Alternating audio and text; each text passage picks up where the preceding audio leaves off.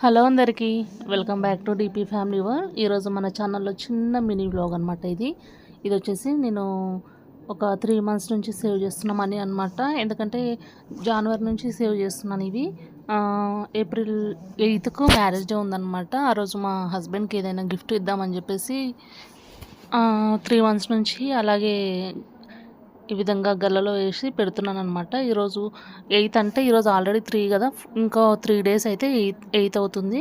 8 రోజు ఇక్కడ ఉంటామో తిరుపతి వెళ్తామో తెలియదు అనమాట. అందుకని ఇక్కడ ముందుగానే అందులో ఎన్ని డబ్బులు ఉన్నావో తీసి ఏం చేయాలనేది ఆలోచిస్తున్నాను అనమాట. ఇంకా ఏమి ఇవ్వాలనేది కూడా క్లారిటీ లేదనమాట. ఒక చైన్ వచ్చేసి బ్యాంక్లో ఉంది, అది తెలియకుండా తీసిద్దామని అనుకుంటున్నాను. కానీ డబ్బులు సరిపోతాయా లేదా తెలీదు.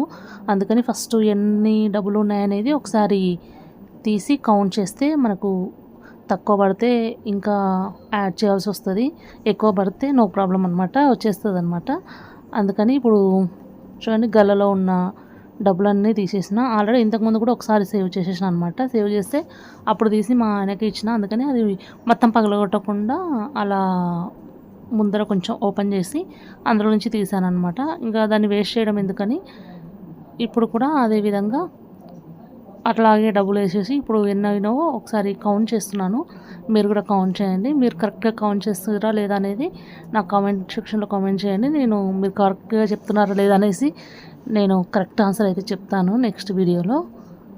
ఎంతమంది కరెక్ట్గా కౌంట్ చేస్తారో చూద్దాం.